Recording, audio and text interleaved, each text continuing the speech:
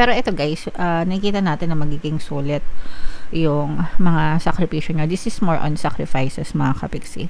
Kasi yung iba sa inyo magsasakripisyo para kumita ng pera guys. And eventually, suswertehin din kayo mga kapiksi, and magiging maganda din yung kapalit ng mga sakripisyo nyo.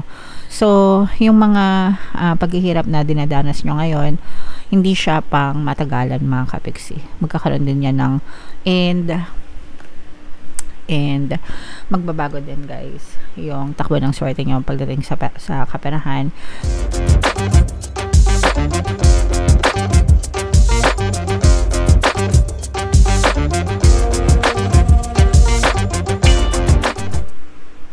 Hello guys, hello Taurus, welcome back to Pinoy Pixie Tarot. Ang pamagat ng episode natin for tonight is mid-month kapalaran para ngayong August 16 to 31 para sa Taurus, Sun, Moon, Rising sign and Venus. So unahin natin tong deck na to guys. Tingnan natin yung mga mensahe sa inyo or yung mga paparating sa inyo ngayong August 16 to 31. So for some of you guys, pwedeng nagkakaroon ng imbalance sa buhay nyo mga kapiksi.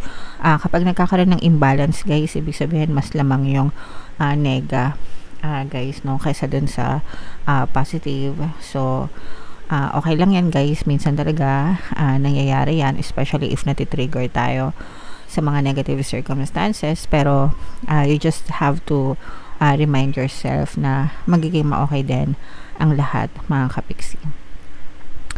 And also for some of you guys, pwedeng nagkakaroon din ng delay sa mga contract signing o kaya din sa mga offers na in-expect nyo mga kapiksi. Kung meron kayong mga kliyente na nililigawan or mga dokumento na nilalakad, pwedeng nagkakaroon din ng delay guys, okay? So kailangan nyo lang habaan yung pasensya nyo, and habang nag-aantay kayo guys, just tell yourself everything is always working in my favor. Para maging favorable yung mga resulta sa inyo mga kapiksi. Alright? So yan yung first message for you Taurus. Another message guys. This is a positive energy guys. Ibig sabihin nito, parang nawawala na yung mga taong naiinggit sa inyo, tinatantanan na nila kayo, especially kung nabibiktima kayo guys ng mga pamamarites or paninira ng ibang tao mga kapiksi. Kung kayo naman yung naiinggit sa ibang tao, parang unti-unti na rin nawawala yung mga inggit nyo mga kapiksi, and you just focus on yourself guys, okay? Alright, so envy is a deadly sin mga kapiksi, no? Isa siya sa mga deadly sins, so kailangan nyong alisin yan sa buhay nyo guys. And another message for you Taurus is man holding a coin. This can be your energy or another person's energy.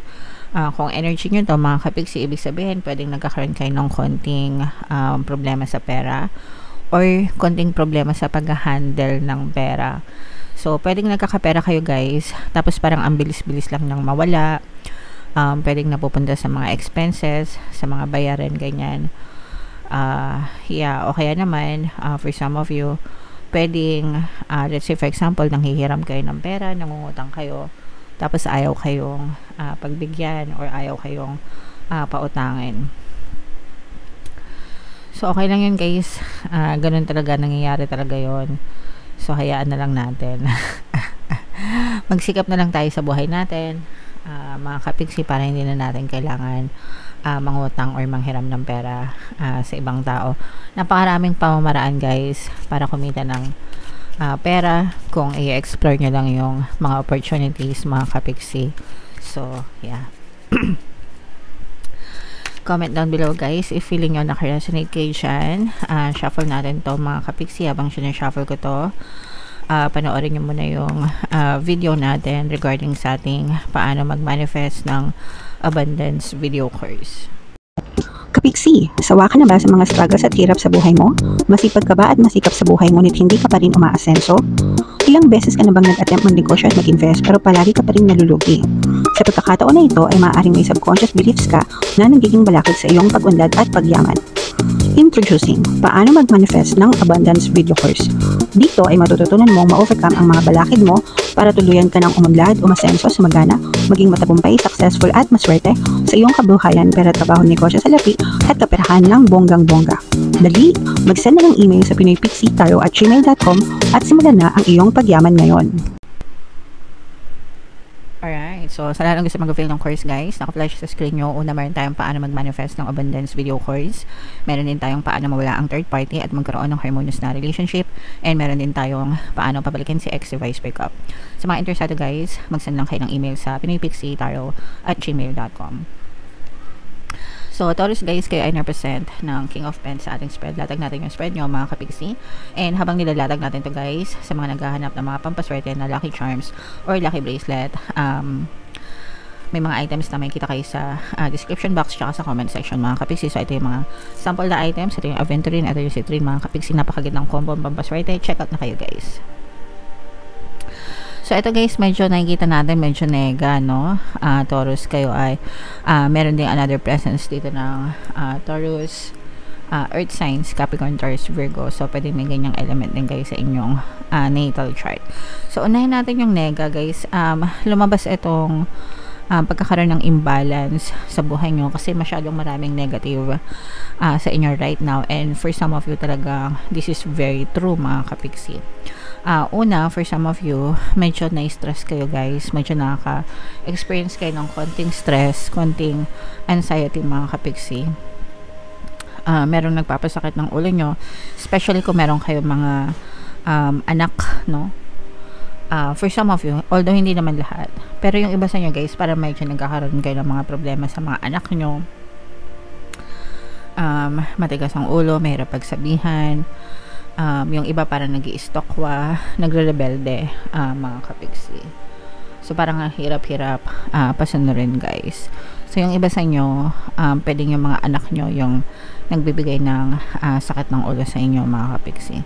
Yung iba naman, pwedeng nagkakaroon kayo ng problema sa pera guys, no? Kaya nga yung sabi natin dito, medyo kinakapos ng konti, mga kapiksi. O kaya naman, meron kayong source of income, may pumapasok naman sa inyo, pero parang hindi siya enough.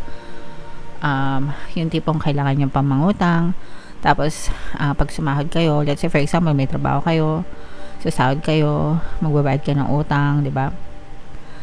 Tapos, bago sumahod, kapos na naman yung sweldo. So, ang nangyayari is parang kailangan nyo na naman mangutang. Tapos antay na naman ng sahod, pagkasahod, bayad utang. So parang ganun yung cycle ng iba na medyo nahihirapan sa pagmamanage or sa pag-handle ng pera. So kapag ka ganito guys, syempre kailangan nyo magtipid, gumastos ng wais, no? At saka maghanap ng extra source of income. Yun talaga yung kailangan nyo, mga kapiksi, kasi for some of you, kung isang work lang yung inaasahan nyo at marami kayo utang, medyo mahirapan talaga kayong makasurvive, mga kapiksi. Alright? So, yun yung mga nakikita natin sa negative, guys. Sa positive naman, guys, pwede magbago yung takbo ng ano nyo, ng buhay nyo dahil sa mga good karma nyo. So, make sure na palagi kayo magtanim ng good intentions, mga kapiksi. Kasi yung mga mabubuting tao guys, talagang umaani ng good karma yan. Kaya kahit mahirap yung buhay, hindi nila nararamdaman.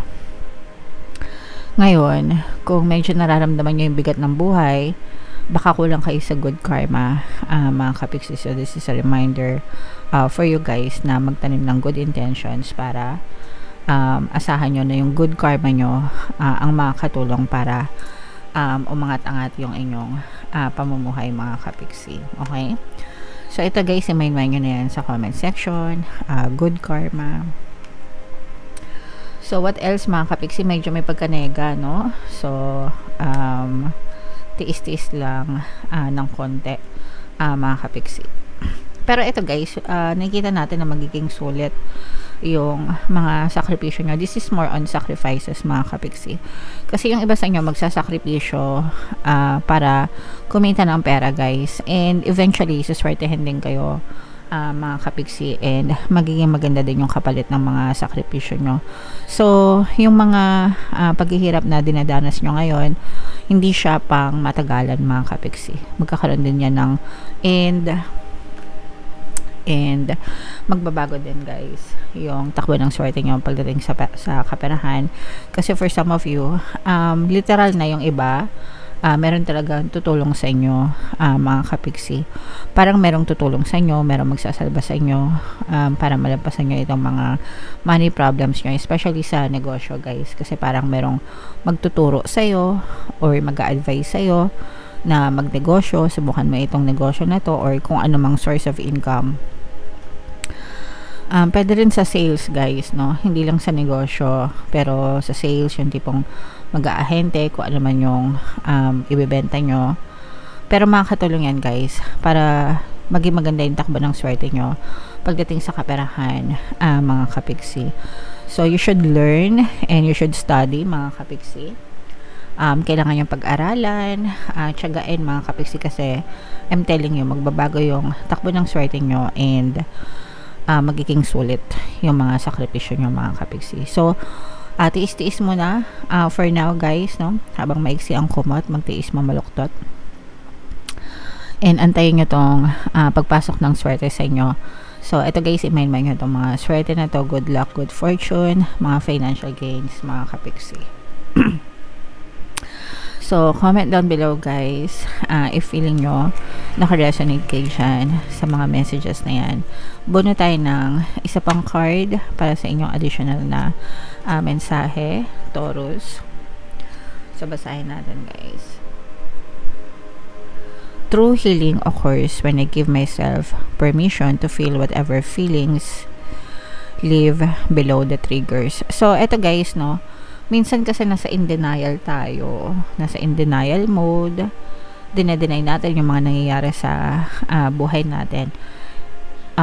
Sometimes kasi gusto natin makasurvive. Pero dapat i-accept natin guys, no?